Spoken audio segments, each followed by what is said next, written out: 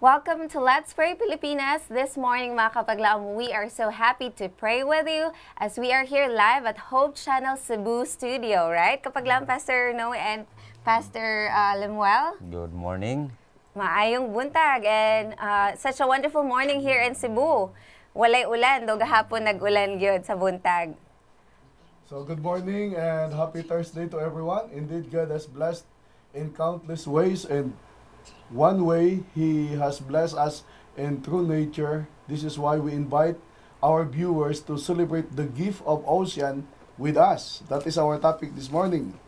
Sa Genesis Kapitulo 1, versikulo 21, nag-ingon, "So God created great creatures of the sea and every living thing, with which the water teems and that moves about in it, according to their kinds, and every winged bird according to its kind.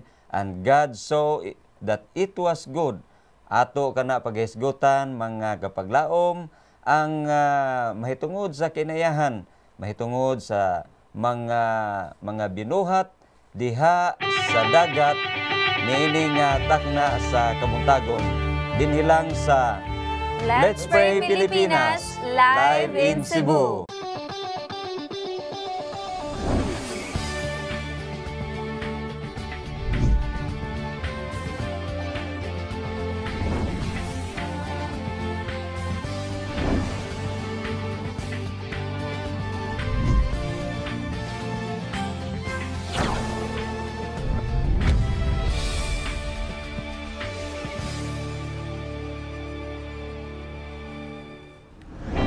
Good morning again, mga kapaglaob. This is Let's Pray Pilipinas live in Cebu. This morning, we have a very interesting topic that highlights our big fishes here in Cebu, specifically in Oslo. And daghan yun kayo ang gaadto sa Oslo tungod ani. And we're so excited about going back to the creation and how important it is that we take care of nature, right, Pastor Lemuel? Tinuod kapaglaom che tungod kay kining kinaiyahan mga kapaglaom. Mao kini ang usa sa mga paagi diin ang atong mga kakapoy, ang atong mga problema mawala, gihimo kini sa Dios aron nga adunay dakong bintaha alang sa atong pagkinabuhi. Mao na mga kapaglaom nga nindot jud ang atong topic nga paghisgutan niini nga kabuntagon apan sa dili pa nato sugdan ang atong paghisgot mga kapaglaom. Ako kamong agdahon ini nga tagnaa sa pagduko sa atong mga ulo alang sa pagampo. Magampo ta. Among dalampanan og mahigugmaon nga Dios, magbubuhat sa langit og sa yuta ninintakna sa kabuntagon, amo kang gidayeg o gipasalamatan sa imong dako nga gugma, sa imong pagpadayag, sa dako nga pag-atiman sa matag usa kanamo. Nini nga kabuntagon among gipasalamatan ang pagsubang sa adlaw o paglugway sa among nga kinabuhi. Kami nagampo nga nining adlaw imo kaming ubanan sa among mga trabaho, sa among appointments, sa among negosyo o uban pa nga kalihukan. Giyahi kami o ilikay kami sa mga katalagman o mga disgrasya nga sa tibuok adlaw magmalampuson kami o makahimo kami sa pagdaig gihapon inig salop sa adlaw. Salamat o Dios sa imong saad nga magahatag kanamo sa tanan namong gikinahanglan niining adlaw, kay ang tanan namong gipangayo o gipasalamatan pinaagi sa imong bugtong anak nga si Hesus nga among manuluwas. Amen. Thank you so much for the prayer, Pastor. And once again, mga kapaglaom, we are so glad that you are with us this morning, tuning in here at Hope Channel, Channel 25 here in Cebu, and via GSA Channel 33 for our national telecast. And once again, you can also watch us live on Facebook. Just search Let's Pray Pilipinas. And we would like to remind everyone that you can start sending in your prayer requests and praise reports. Ang atong mga numbers nasa tong screen karon, that's 0916 557-4777 or 0917-344-1777. And sa inyong mga messages mga kapaglaom, kindly state your name, your location, ang inyong prayer request or praise report, and also kung confidential ba kini or dili. Inyo i-air ba nato na, or we will just pray it here with our prayer warriors in the set. Now, we have mentioned earlier, Pastor, that we'll talk about mga dagkong isda karong kabuntagon. Unsa man ninyohang mga kanang ma-feel ana, Pastor, kung makita mong dagko nga isda? By the way, kapaglaom, Che, no? Ang nindot kayong mga kapaglaom ang pagdisenyo sa Dios sa mga buhing butang ilalom sa kining kadagatan. Gani, dili lang dagko nga isda ang imong ma-appreciate sa diha nga imong tan-awon kini, no? Bisan ang gagmay nga mga isda diha sa kining kadagatan, kung imo yung tan-awon ang pinaka-detalye sa ilang pagkahimo, makahimo ka sa pagdaig sa Ginoo. Ingon ani ka, matahom ang Dios mga kapaglaom nga atong gialagaran, nga bisan ang gagmay o dagko nga mga butang iyang gidisenyo alang sa matag usa kanato, ilabi na sa atong pagkinabuhi aron kita makabenepisyo niini nga mga binuhat. That's right. And for our quote of the day, mga kapaglaom, the things of nature are the Lord's silent ministers given to us to teach us spiritual truths. They speak to us of the love of God and declare the wisdom of the great master artist. Now, kapaglaom, Pastor Noe, gusto mi makabalo kung unsa pud imuhang mabati kung makaadto kas dagat niya kanang naay mga isda. Ako mga kapaglaom, Che, dili na ko kaiyap kung kapila ko naka-join, no, sa mga butanding paglangoy. Kahibulungan kini kaayo mga kapaglaom tungod kay sa una nga mga higayon, murag mahadlo ka ba? Dagko kayo ni siya, no, nga mga moabot yun siya daw bas kadako ang kadakoon ni mga butanding diha sa Oslo.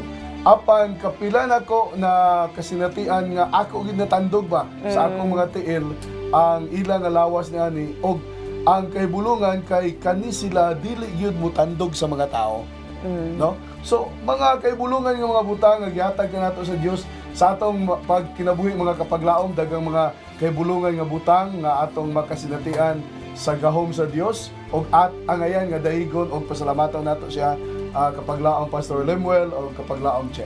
Yes, that's right. And automatic yun na, Pastor, no? Kung mo ato tagdagat, automatic nawala yung stress diri sa mga traffic sa city.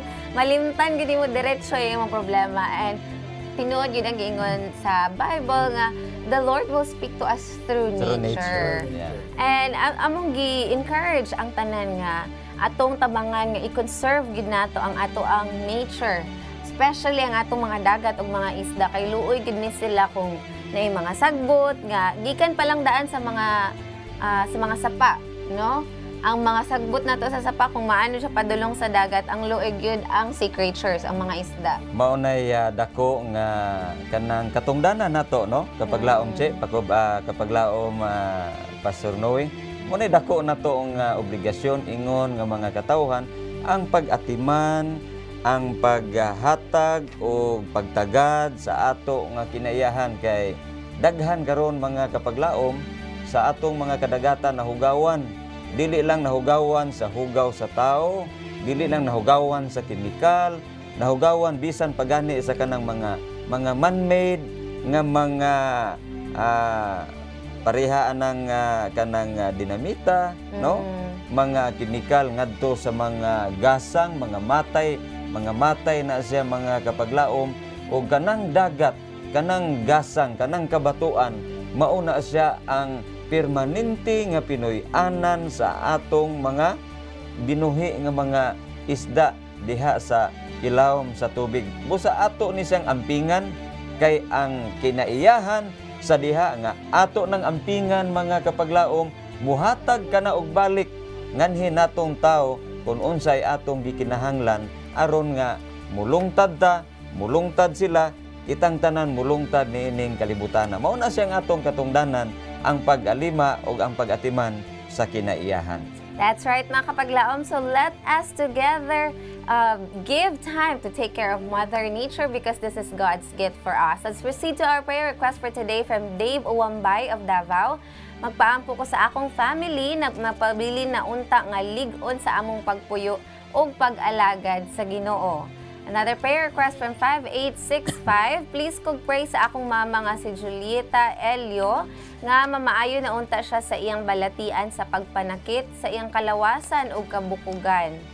From 8777, magpaampo ko sa akong anak si Dennis Soquenio nga tua sa Surigao nga nag-drive, hinaot nga permi siya okay didto og malayo sa disgrasya.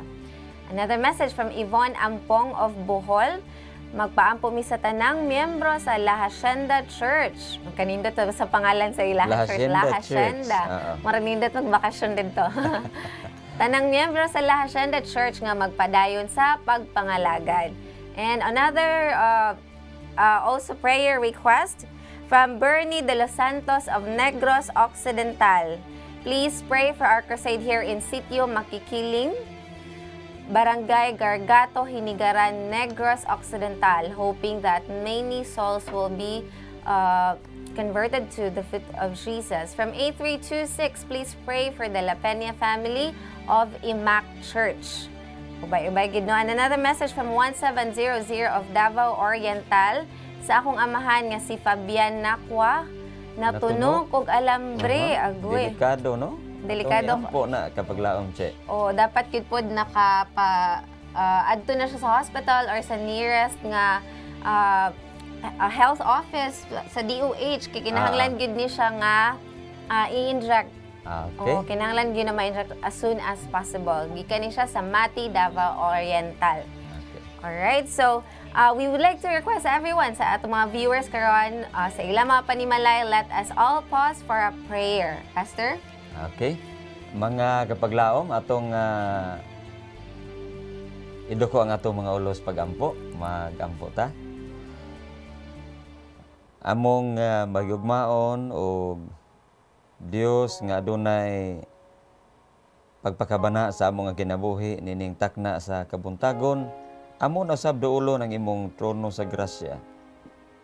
Nagpakatakos kami Ginoo tungod kay ikaw lamang among dalangpanan og nining kabuntagon among ginadala sa imong atubangan ang among mga kaigsuonan nga adunay lain-lain nga problema.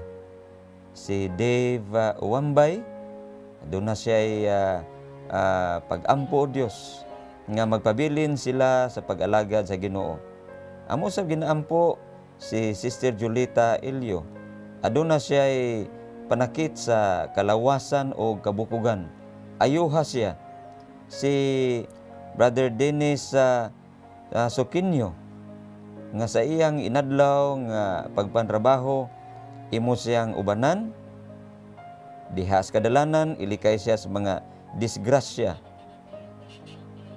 Amo sa ginaampo ang iglesia sa La Hacienda sa Bohol nga ang tanan nga mga membro magpabilin nga mag-alagad nga matinumanon, magmadasigon hangtod sa adlaw sa imong pag-anhi. Among ginaampo usab Ginoo ang nagapadayon karon nga krusada didto sa Makikiling Barangay alang sa pagsangyaw, pagsabwag sa maayong balita nga daghang mga katawhan maandam alang sa imong pag-anhi.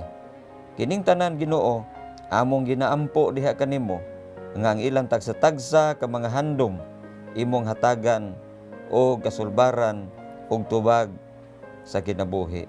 Daghang salamat nga ikaw ang Dios nga among kalauman gayud ug diha kanimo among isalig ang tanan pinaagi sa imong bugtong anak nga si Hesus nga among manuluwas. Amen. Amen. Thank you so much for the prayer, Pastor. And for many more prayer requests this morning from 6700, tagaan mi og kalinaw sa among pagpuyo uban sa akong pamilya o giyahan kami sa maayong dalan sa kamatuoran. Another message from Noemi sa Avedra of Cebu. Pray akong brother nga mobalik na sa pag-alagad sa Ginoo. Yang name si Levi Magawang. Another message from 5353, magpaapil ko kanunay sa pag-ampo kay nibalik ug taas ang akong blood sugar. Pati pagpamanhod sa akong lapalapa ug sa akong anak nga mag-alana karon nga bulan. Siya si Girly, unta maging normal ang iyang pagpanganak kay naamang good fracture iyang singit. Oh, okay. More calcium kasi mga fracture, Ginaw kauntag na. bayabas o mga vegetables nga rich in calcium. From Ethan Calupe, good morning, please help me pray nga makabalik na og sakay sa barko. Ako malayo sa tukso. O na pwede mga concerns. So, Ang iyang misis, no? Ah. Iyang ipampo og apil ang iyang misis mga kapaglaom nga while tuwa siya kapaglaom siya sa layo, ang iyang asawa dili ang temptasyon na ara bagid na always, pero dapat we have the strength to resist temptation. Tinood. From Teresita Manlupig of Zamboanga, Sibugay, good morning, ipadayon ninyo nga maayo ako sa ingon nga mabalik ko sa pagsimba, dili in taon ko makalakaw ug layo ang among simbahan. Magsimba siya pinaagi sa TV lang. We praise the Lord that we have broadcast through Let's Pray and many programs during Saturday as well. Mo nang makatabang punta sa usag-usa sa atong komunidad. Shall we pray, Pastor Noe? Magampo kita mga kapaglaom. Amahan na mo nga balaan. Among gikalipay nga niining matahom nga kabuntagon. Kami makadaig, makaduol, makasulti sa among mga paghangyo. Diya kanimo. Ikaw ang dalaygon nga Dios. Angayan nga among pag-aalagaron sa walay katapusan. Niining buntag, nagakuyog kami. Niining mga concerns sa among mga kaigsuonan. Adunay igsuon mo nga wala siya magpaila. Apan iya nga gipaampo ang ilang nga pamilya. Nga imong pagapanalanginan sila, O Dios. Gani, bisitay ang kini nga pamilya, O Dios. O panalangini sila. Akong giampo ang hangyo ni Sister Naomi, ilabi na sa iyang igsuon, nga sa ilang pag-alagad, O Diyos, magamadinasigon sila. Ako po nga ginampo ang usa ka health concern sa usa ka inahan sa iyang anak nga si Girly, nga magapanganak siya. Nga sa mao nga pagpanganak niya, diya siya sa safety nga kahimtang. Uban sa iyang igaanak nga bata. Ako tuo, Diyos, nga adunay mga kabalaka diya sa inahan o kang Girly. But ikaw ang makatabang o makahatag o kaayuhan, makahatag o mga apamaagi nga magamaayo ang maong nga pagpanganak. Nagaampo pod kami sa concern ni Ethan Calupe. Nagapanakay siya, O Diyos, diya sa barko o iya nga giampo nga ang iya nga panimalay ilabi na ang iya nga asawa.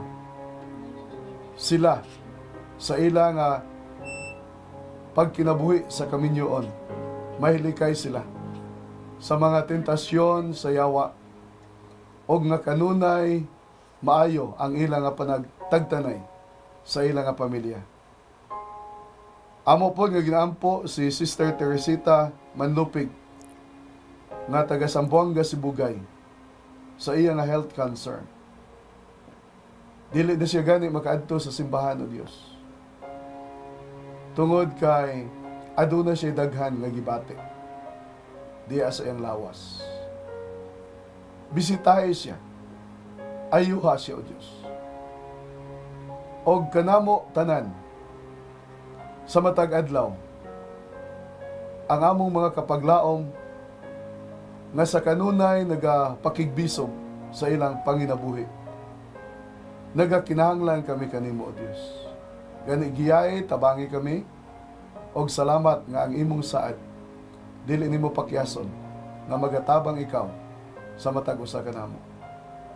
Tanan kini among ginatugyan diha kanimo kay among ginahangyo ang tanan sa mahal nga ngalan sa among manluluwas nga mao si Ginoong Hesus. Amen. Amen. Thank you so much for the prayer, Pastor. And once again, mga kapaglaom, thank you so much for tuning in to Hope Channel and sa pagsuporta sa atong programa through your prayers. And indeed, in Let's Pray in Pilipinas, you don't have to pray alone. Ang atong hotline numbers, mga kapaglaom, it's still open 24/7. So you can send in your prayer requests and praise reports anytime. And also, sa atong Facebook, official Facebook page, ang Let's Pray Pilipinas, pwede mo mag-send og message anytime as well. And so we would also want to grab this chance to invite you all once again this coming May 28 to June 2 in Iloilo City, the Philippine Youth for Christ Behold, Look and Live.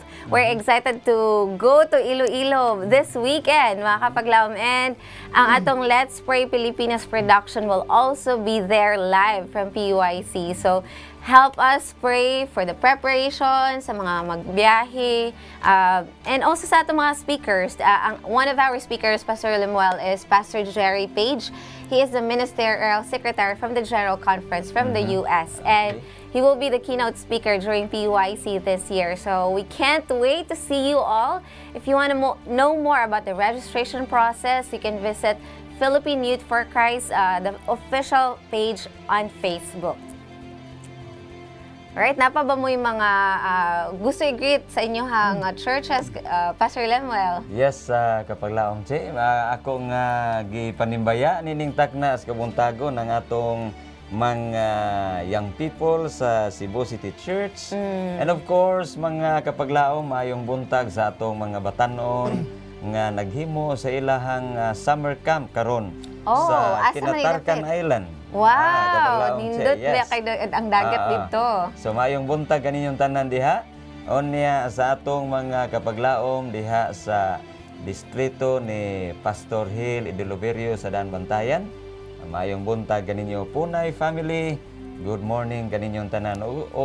Of course kapaglaom che sa akong nagpaminaw nga pamilya, no? Nining kabuntagon. Mayong buntag sa akong pinalanggang asawa o mga kabataan. Good morning kaninyong. Yeah, and speaking of the summer camp in Kinatarkan right now, maayupod kayo ni timely kay ang atong reminder sa tanan. Kay excited mo kita matog dagat, malipay mo kita matog dagat, but we need to be responsible.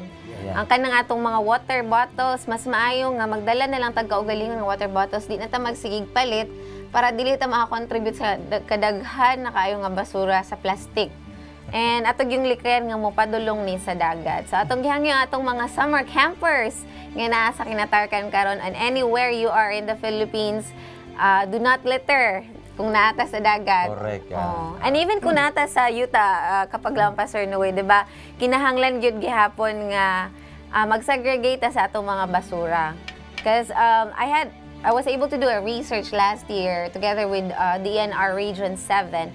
Ang isa sa challenge nato din sa Cebu is daghan kay tag-tourist.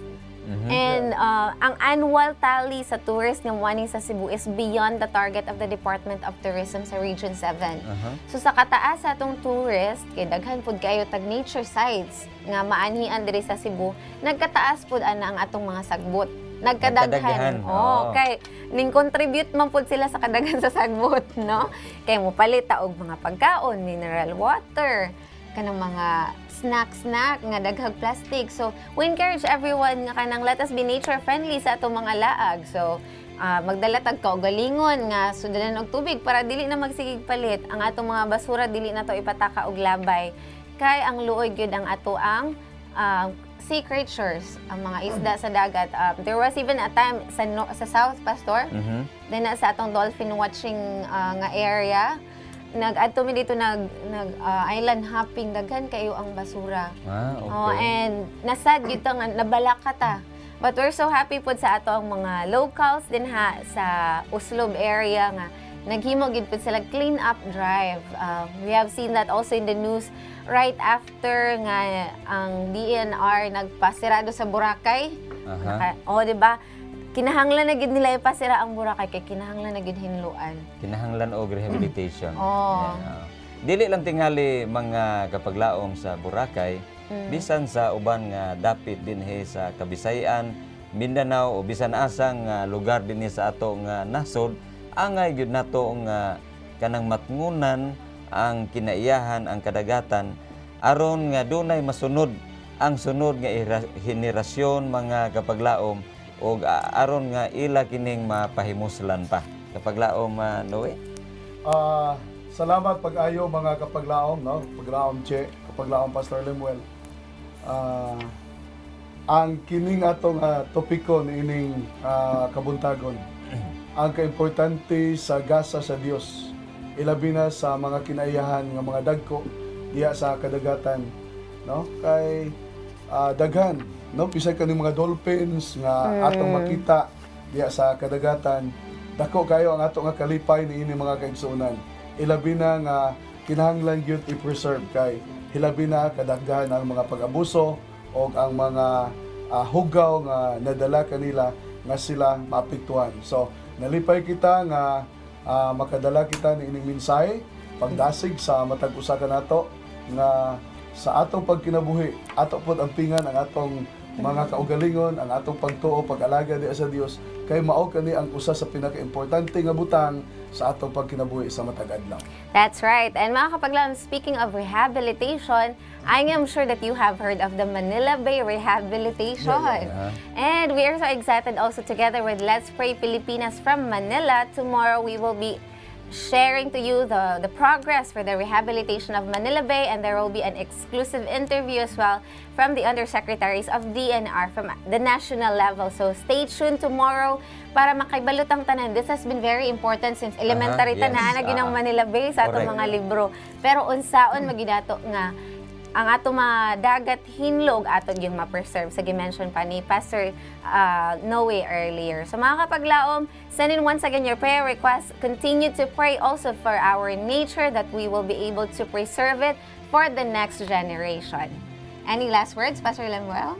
Yes, kapaglaom Che, sa atong mga kaigilaan, mga kapaglaom, atong timanan, cleanliness is next to godliness. That's right. How about you, Pastor? So let us continually preserve our Mother Nature, especially those creatures in the sea, because they are the greatest gift of our lives every day that we will enjoy them as we go to the ocean.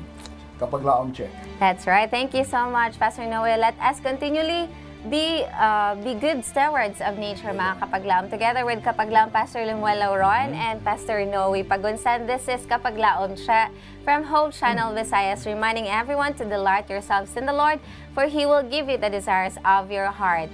Let us have a wonderful Thursday, everyone, and be reminded of His goodness through nature. This has been your Kapaglaom Pastor Lemuel Lauron saying, let's pray without ceasing. Kami inyong katabang sa pag-ampo dinhi sa Let's Pray Pilipinas, where you don't have to pray alone. Good morning, everyone, and have a great day today. Good morning.